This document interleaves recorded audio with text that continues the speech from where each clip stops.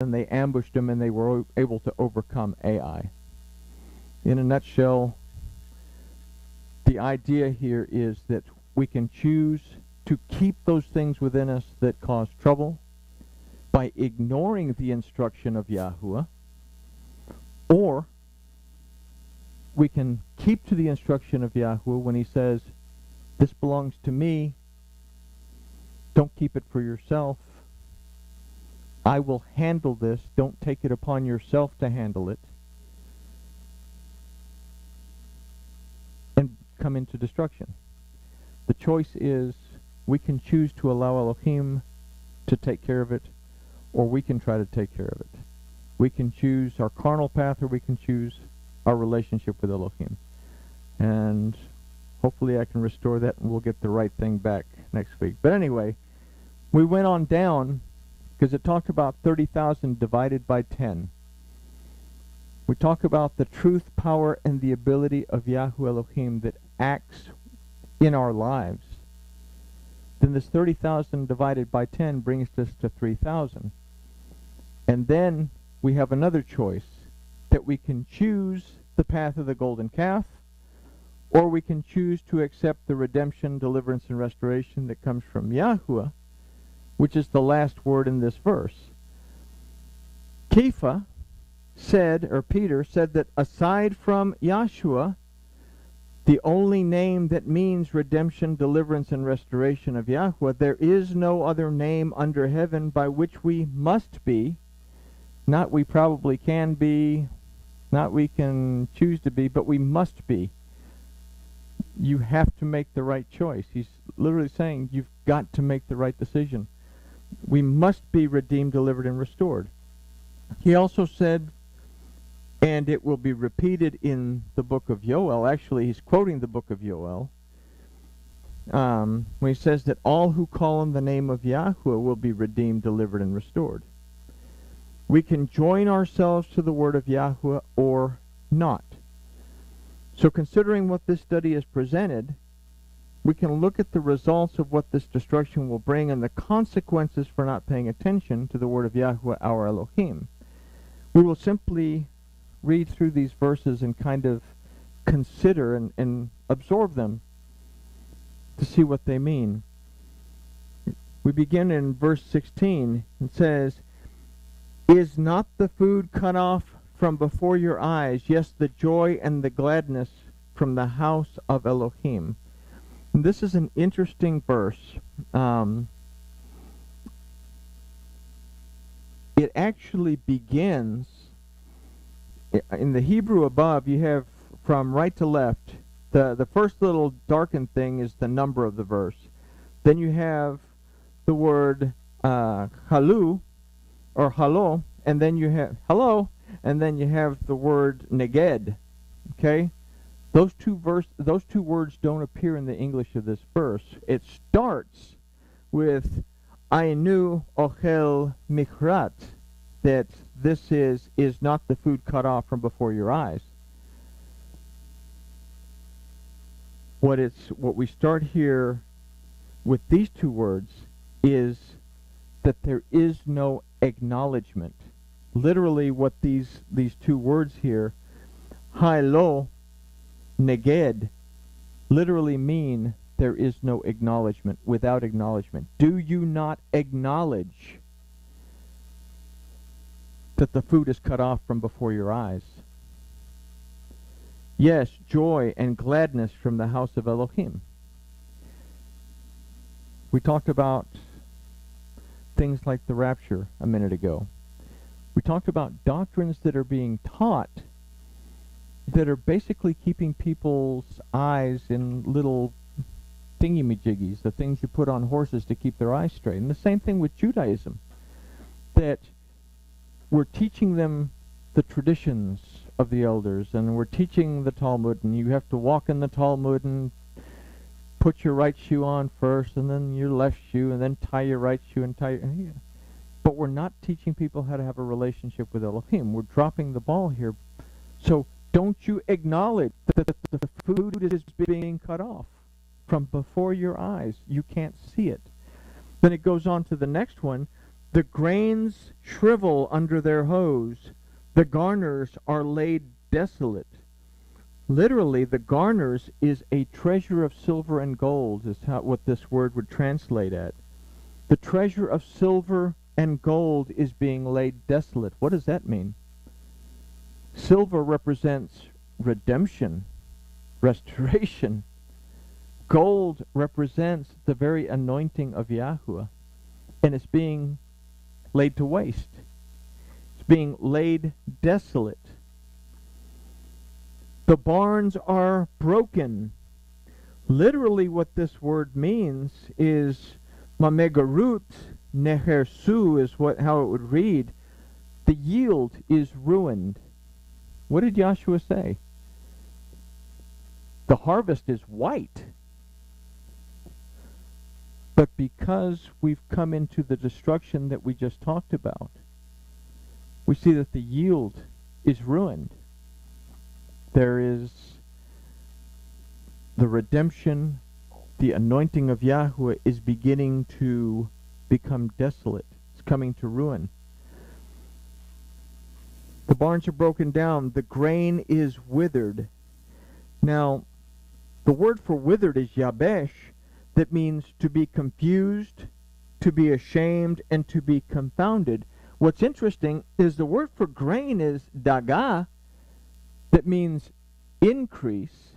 So we say that the increase is becoming confused, ashamed, and confounded. Well, that really doesn't make a whole lot of sense. I guess it could, but the root of daga, interestingly enough, is dag. That means fish. The root of dag is da'ag. That means fear, anxiety, and sorrow. So now we have this idea that fear, anxiety, sorrow is increasing, as is confusion, shame, and this is being compounded. It's being built up. We read in 2 Timothy 2:15 from King Jimmy and most English-based versions, even the Aramaic version, says, "Study, be diligent to show yourself approved. A worker need not be ashamed, rightly dividing the word of truth." And that's good. We study. We're diligent so that we can divide the word of truth. We know what it says and what it doesn't say. The Hebrew takes it a little bit further. The first word in that is chaya.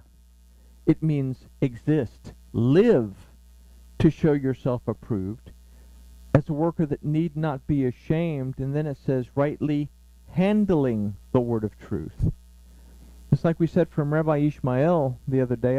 I think I shared it with y'all, that Rabbi Ishmael said, the one who prays about being able to study Torah and who studies Torah in order to teach will be blessed in that he is able to study the Torah, learn, and teach. As opposed to the one who prays and studies Torah in order to apply it to his life. He will be blessed in that he can study the Torah, learn from the Torah, teach from the Torah, and apply the Torah to his life. So there's a difference between this Hebrew idea of rightly handling the word of truth as opposed to simply being able to say, well, okay, yes, it says this, and it doesn't say that, but if I don't put it to application, then am I doing any good to myself or anyone else around me? Well, maybe somebody else around me because I'm teaching them to put it to use, right? So, but that's an interesting thing, that fear, anxiety, sorrow will begin to decrease, as will confusion and shame, because we're not doing anything with it. The Dark Ages, the reason they were the Dark Ages for so long is that they said that everything that needed to be learned had already been learned. There was no need to learn anything else. And the Catholic Church shot down anything that people tried to present. Galileo, Copernicus, the great ideas that, wow, the earth really doesn't, everything really doesn't revolve around the sun. They were considered heretics. And under the Inquisition had to recant until guys like Da Vinci and these other guys came around and said, no, we're not going to recant. We're not that close to the Catholic Church. We'll tell you the way it is. And we came out of that mess. But we're basically in the Dark Ages now when it comes to our relationship with Elohim. Maybe I'm getting on a soapbox. I'm sorry. Yeah. Unto you, O Yahuwah, do I cry, do I call to. For the fire has devoured the pastures of the wilderness, and the flame... Oh, wait, we skipped one. How do the beasts groan? Okay, this is Behemah, they mourn. Behemah, these are the people that are in spiritual poverty are mourning, but there's nothing going on to help them. The herds of cattle. The root for herds is Adar, that means help is lacking or failing. Of cattle, from Bagar, that means to seek, to inquire, to consider, to reflect. This is starting to fade away. Are perplexed. They're book, they're confused. Because they have no pasture. Mireh, which means basically they have no teacher, no shepherd. There is no one to teach them. Why is there no one to teach them? You cannot become a rabbi in Judaism unless you go to the yeshiva. What do they teach you at the yeshiva? The same thing they've taught at the yeshiva for the last 2,500 years. It doesn't change.